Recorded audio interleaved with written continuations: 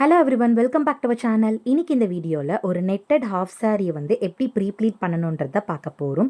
So நிறைய பேர் நார்மலாக சாரீஸை ப்ரீப்ளீட் பண்ணி பார்த்துருப்போம். இப்போது இந்த ஹாஃப் சாரி மாடலில் எப்படி ப்ரீப்ளீட் பண்ணலான்னு பார்க்கலாம். அதுவும் இல்லாமல் இது நெட்டட் கிளாத்ன்றதுனால நிறைய பேருக்கு ப்ளீட்ஸ் எடுக்க கஷ்டமாக இருக்கும்.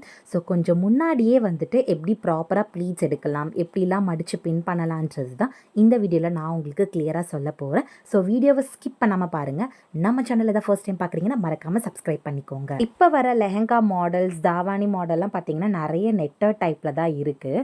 ஸோ யூஸ்வலாக நார்மல் பட்டு டைப் இருந்தால் கூட நம்ம ஈஸியாக ப்ளீட்ஸ் எடுத்துட முடியும். பட் நெட்டட் டைப் தான் ரொம்ப கஷ்டமாக இருக்கும். ப்ளீட்ஸ் நம்ம எடுக்கிற ப்ளீட்ஸ் கரெக்டாக அலைன் ஆகாது.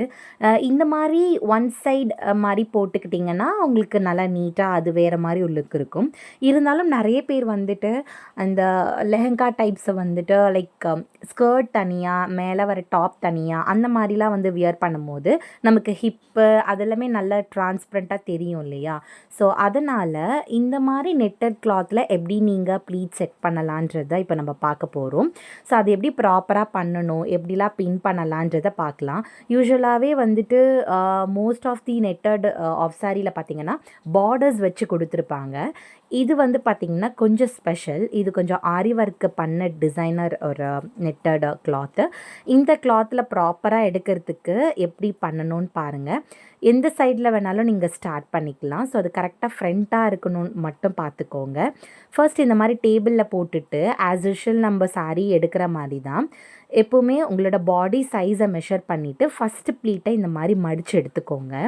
ஃபஸ்ட்டு ஒரு மடிப்பு மடித்ததுக்கப்புறம் நீங்கள் அடுத்தடுத்த ப்ளீட்ஸ் எடுக்க ஆரம்பிச்சிடலாம்.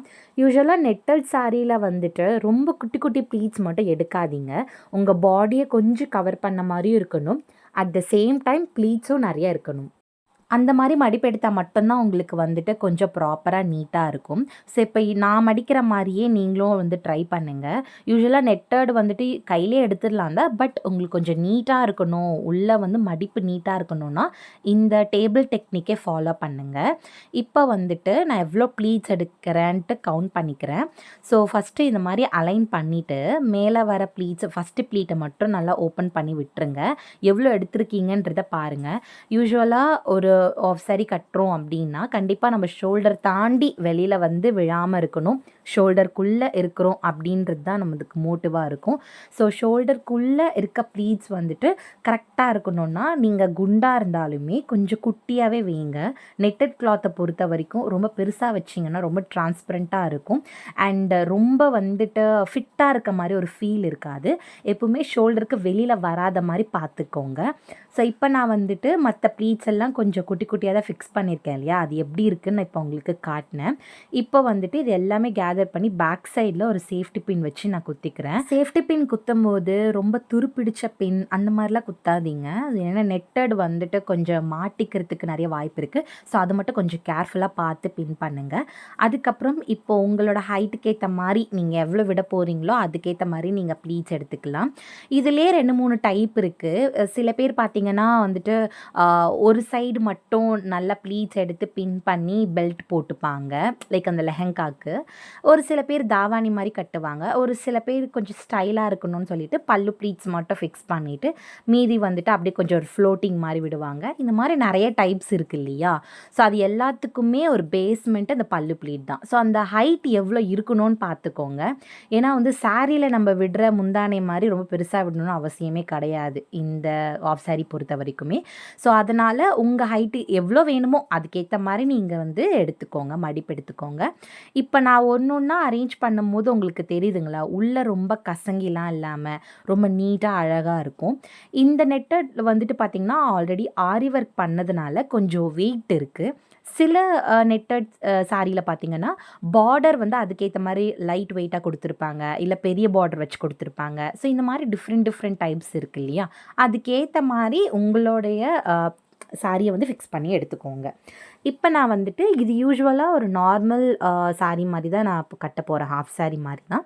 ஸோ அதுக்கேற்ற மாதிரி என்னோடய ஹைட்டுக்கு ஏற்ற மாதிரி நான் எவ்வளோ வேணுமோ அதுக்கேற்ற மாதிரி இந்த நெட்டட் சாரீ வந்து பார்த்திங்கன்னா மோஸ்ட்டாக நம்மளால் அயன்லாம் பண்ண முடியாது. அயன் பண்ணால் நிற்காது, அது எல்லாருக்கும் தெரிஞ்ச விஷயந்தான். ஸோ அதனால் இது வந்து கசங்கி இருக்குமோ அப்படிலாம் நீங்கள் வந்து பயப்படவே வேணாம். ஸோ நீட்டாக நீங்கள் ஃபிக்ஸ் பண்ணி பின் பண்ணாலே போதும். இது அயன்லாம் பண்ணணுமா அப்படிலாம் கேட்டிங்கன்னா கண்டிப்பாக வேண்டான்னு தான் நான் சொல்லுவேன்.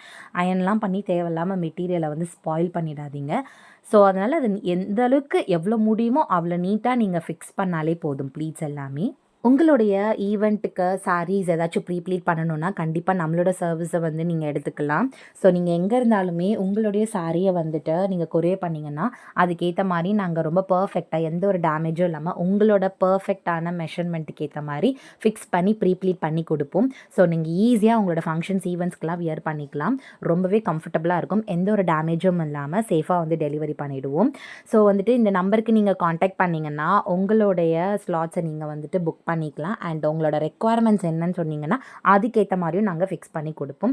சாரீ மட்டும்தான் கிடையாது, எல்லா விதமான சாரீஸ், இந்த மாதிரி ஆஃப் சாரீஸ் எதுவுமே நாங்கள் வந்து எல்லாமே வந்துட்டு நாங்கள் ப்ரீப்ளீட்டட் பண்ணி கொடுத்துட்ருக்கோம். பல்க் ஆர்டர்ஸும் எடுக்கிறோம். பல்க் ஆர்டர் கொடுத்தீங்கன்னா அதுக்கேற்ற மாதிரி டிஸ்கவுண்ட்ஸும் அவைலபிளாக இருக்குது. நீங்களும் ப்ரொஃபஷனலாக லேர்ன் பண்ணி பிஸ்னஸ் வைஸாக ஸ்டார்ட் பண்ணி ஏர்ன் பண்ணணும்னு நினைக்கிறீங்கன்னா நம்மளுடைய மாஸ்டர் கிளாஸில் ஜாயின் பண்ணிக்கலாம். சர்டிஃபிகேட்டோட ப்ரொஃபஷனல் மெஷர்மெண்ட்ஸோடு சொல்லிக் கொடுக்குறோம். ஸோ இந்த மாஸ்டர் கிளாஸ் வந்து பார்த்தீங்கன்னா உங்களுக்கு ஆன்லைனும் இருக்குது, ஆஃப்லைனும் இருக்குது. ஸோ பர்சனல் செஷனுமே இருக்குது. சில அப்ராட் ஸ்டூடெண்ட்ஸுமே வந்துட்டு நம்மக்கிட்ட பர்சனல் செஷன் கற்றுப்பாங்க. ஆஃப்லைன்லேயும் இருக்குது, ஆன்லைன்லேயுமே இருக்குது.